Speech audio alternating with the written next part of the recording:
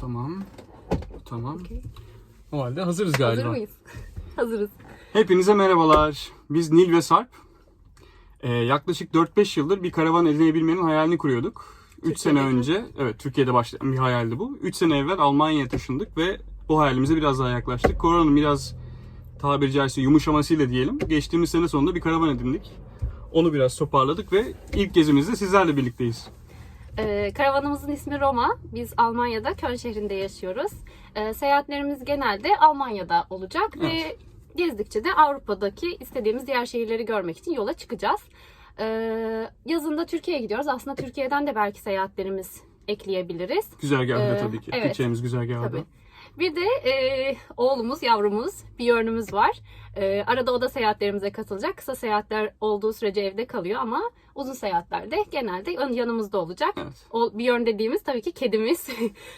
Instagram'dan bizi takip edenler zaten az çok biliyordur kedimizi de, Roma'yı da.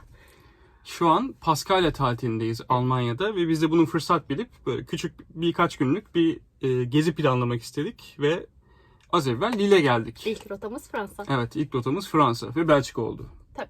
Yani Eğer bir aksilik yaşamazsak hava durumuyla ilgili bir Belçika'yı sıkıntı da olmazsa. Brüj şehrini, daha doğrusu Belçika'yı demeyelim, Brüj şehrini de ziyaret etmeyi düşünüyoruz. Bununla ilgili görselleri ve videoları da sizle paylaşıyor olacak zaten. Şu an için Bu güzel. kanalımızın ilk videosu, o yüzden nereye koyacağız o linki, nasıl koyacağız hiçbir fikrimiz yok. Şuraya buraya bir yere işte koyarız. Instagram hesabımızı Oradan ekleriz. gelebilirsiniz. Evet. O halde yavaştan başlayalım. Evet. Şehir turumuzda Kısa süre sonra görüşmek üzere. Şimdi karavanı park ettik ve Lille Katedrali'nin önüne geldik. Yani merkezdeyiz şu an. İçerisini oldukça merak ediyoruz. Ama dışarısı gayet yani dış görünüşü bizim ilgimizi çok fazla çekmedi açıkçası. Çünkü Şöyle çok de gösterelim hatta. Beklentimiz çok yüksekti bizim belki de. Ama önündeki görüntü çok güzel. Çünkü insanlar kafeler olduğu için masaları koyup yani çok güzel bir görüntü var. İnsanlar yemeklerini yiyor. İşte güneşlenen var, kitabını okuyan var. O açıdan çok güzel bence. İçeriği merak ediyoruz tabii. Katedrali internette araştırdığımız zaman burası için çok önemli olduğunu şey yapmıştık. Hatta 1854'te başlamış inşaatı, 1999'da bitmiş. Araya giren Dünya Savaşları sebebiyle, tabii ekonominin kötü olması sebebiyle çok fazla önem gösterememişler. Ama buranın bence önemi mimariden ziyade eski başpiskoposluk binası olması. Eski aslında dini önemli merkezlerden biri. Çünkü şöyle yeniden gösterecek olursak mimari açıdan dışarıdan çok dikkat çekici bir özelliği yok. Bence de. Ama Yani çok beklentimizi karşılamadı bizim. Evet. Bu kutsallığın önünde şöyle de baharın güzelliğini kutlayan mükemmel bir kalabalık var. Evet. Evet. İçeriği de görelim. Belki fikrimiz değişir. İçeride görüşürüz o halde.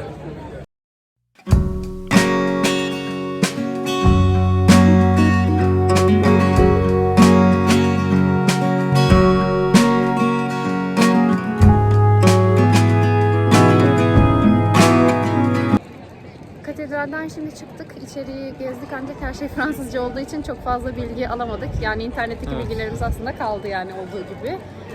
Bir tek işte içeride ufak bir video çekebildik sessiz bir şekilde. Çünkü ibadet vardı. Ama içerisi de açıkçası yani bildiğimiz normal Avrupa'daki diğer kiliselerden çok farklı değildi bence.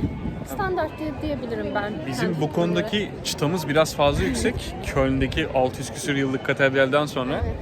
Burada da işte çok fazla önemli olduğunu okuyup geldikten sonra burası biraz açıkçası minik bir hüsran uğratmadı, yaşatmadı desek yalan olur. Ama şimdi Eskişehir'in diğer kısımlarıyla devam edeceğiz. Evet. Orada gidelim. Olduğunu düşünüyoruz. Eskişehir'de devam ederken, Eskişehir merkezine daha doğrusu kendimizi şöyle bir tatlıcı kuyruğunda bulduk ama Diğer tarafta da var. evet, sıra o kadar uzun ki daha fazla sanırım dayanamayacağız. O zaman Sanat Sokağı'na. Sanat Sokağı'ndan devam edelim. Alaçatı'ya hoş geldiniz. Gerçekten aşırı kalabalık. Sağlı sollu işte İtalyan pizzalarının olduğu bir sokak. Evet. Daha doğrusu şarapları, tatlıları. İspanyol mutfağı da görmüştüm şurada. Evet, yani karışık mutfaklar diyeyim daha doğrusu. İtalyan belki biraz yanlış olabilir. Evet. Yani sağlı sollu kafeleri var, restoranları var. Genelde ve işte sokakta tamamen arkada da göreceğiniz üzere biz geçtikçe. Bütün masalar, sandalyeler sokakta. Bayağı kalabalık bir sokak bence ama bence şu ana kadar gördüğümüz en güzel yeri olabilir Lille'in. Evet. Hem kalabalık hem de atmosferi çok güzel, her yer rengarenk. Ben Evet. oldukça sevdim açıkçası. açıkçası. Ama yer bulmak biraz zor tabii. Buranın şöyle bir güzelliği var. Burası eski bir sanayi şehri. Ama daha sonra tamamen kültür ve sanata yönelmişler. Eski yapıyı bozmadan yapmışlar bunu. Dünya savaşlarından sonra ne kadar kurtulabilirse bütün yapıları 1960'la beraber özellikle kültür merkezleri haline getirmişler. Sanat atölyeleri çok fazla var gezdiğimiz yerde. Bir de şöyle bir şey dikkatimizi çekti. Bizim kültürde inşaat izlemek sanıyorum genetik bir miras. Ama onun aynısını burada da gördük. Onlar da pastanede, yani imalat edilen pastanede çok fazla seyrediyorlar. Birkaç tane cam mekanda gördük bunu. Ama güzel bir şey. Ama oldukça güzel, sıcak, samimi bir yeri bence Lille'in şu an olduğumuz sanat sokağı. Hatta bayağı Evet. Urla'nın sanat sokağına da benziyor bence yapısı olarak. Bana oldukça samimi geldi. Devam edebiliriz bence. Beklediğimizden fazla kalabalık var açıkçası. O yüzden biraz dikkatli ilerlememiz gerekiyor bazen. Şimdi ana meydana geldik. Böyle birçok kafenin, restoranın olduğu ve tarihi binaların olduğu bir meydan. Ve şurada da gördüğünüz üzere tepede yine altın kaplama bir dini bir figür sanırım. Tam şuradan göremiyorum. Şu sağda da bir turistlerin gezdiği bir hangi araç bu? Ufak bir... Bilmiyorum ama burada bütün şehir turlarının bununla yapıldığına çok tanık olduk bugün. Evet. Sanıyorum diğer yerlerde alışıla gelmiş bu çift katlı otobüsten ziyade bu tercih ediliyor burada. Ama oldukça sık denk geldik bugün. Saatte 5-6 tane önümüzden geçti neredeyse. Bu meydanların sokaklarında da hep şey var. Restoranlar, kafeler ve alışveriş mağazalarının olduğu ufak sokaklar var. Şuradan devam edip buradan opera binasının olduğu yere sonra da daha eski şehir mezarına gidebiliriz. Tamam. O zaman devam ediyoruz. Eskişehir kısmını gezdikten sonra esasen kendimizi güzel bir yemek yemek için hazırlıyorduk. Güzel de bir yer bulmuştuk. Bu ban ekmeğinden yapılan çok güzel sandviçlerin olduğu bir yerdi. Vejetaryen seçeneği de vardı. O da bize çok uygundu. O bizim için önemli açıkçası. Tam yorgun argın oraya doğru giderken bir baktık yerin önüne geldik ki ne yazık ki kapanmış. O bizim şanssızlığımız oldu biraz bugün. Çünkü buna karşı şeydi, biz kulakları çınlasın İzmir'de yemekle birlikte Karşıyaka'da keşfetmiştik ilk ban yemeğinden sandviçleri ve mükemmeldi. Şahaneydi.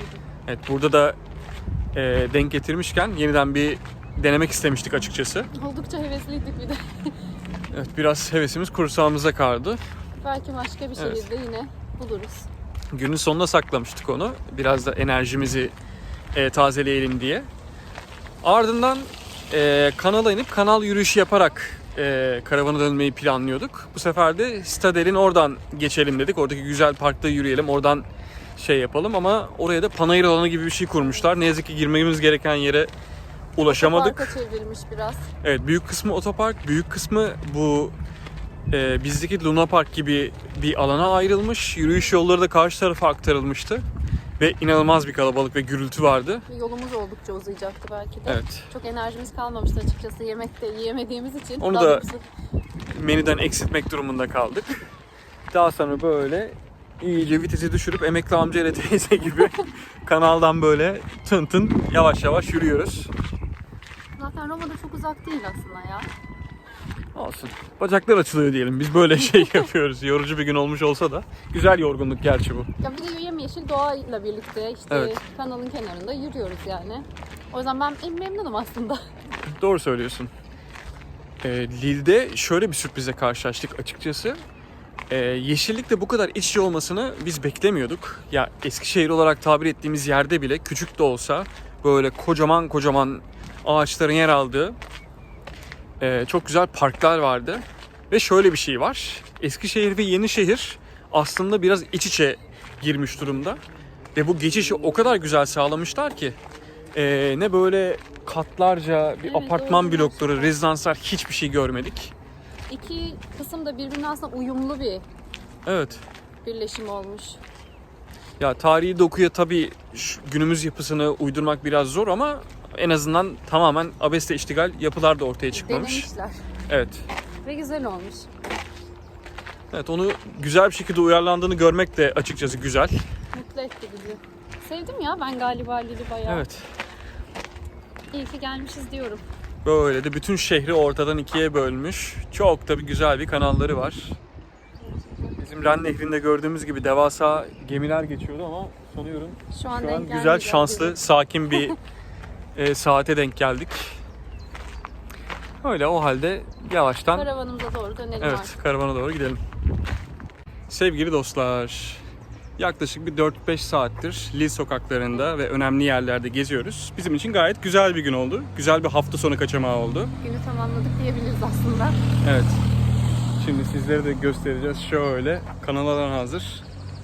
Güzel bir yere karavanı park etmiştik. Çok güzel bir park yeri bulduk bu defa. Evet, şansımız oldu. Hiç ümidimiz yoktu açıkçası. Çünkü genelde böyle güzel yerler böyle Hafta tatillerde pek boş kalmıyor. Tesadüfi olarak kendimizi bugün şehir merkezinde sinema festivalinde bulduk. Meğersem buranın zaten Nisan ayında başlayıp Eylül'e kadar devam eden her ay ortalama bir tane büyük festivali varmış. O yüzden burayı ziyaret etmek için en doğru zaman için Nisan'dan Ekim'e kadar diyebiliriz. Evet. Hava da gayet elverişliydi. Ve canlı zamanı Evet. başlıyor aslında Nisan ayı itibariyle. Evet, zaten pağır pağır parlayan kel kafamdan da anlayabilirsiniz. Bugün bayağı güneşle muhatap olduk. Ve Roma'ya Evet. geldik. Koca kafalı evimize gelmiş bulunmaktayız. O halde bir sonraki videoda görüşmek üzere. Görüşmek üzere. Beğenirseniz bizi çok mutlu etmiş olursunuz. Yorum yaparsanız da mutluluğumuzu mutlu oluruz. katlamış olursunuz. Of, bir de paylaşırsanız. Aman Allah'ım, neler olur bilemiyorum. O Teşekkür halde ederiz. sonraki seferde görüşmek üzere. Hoşça Hoşça kalın. kalın.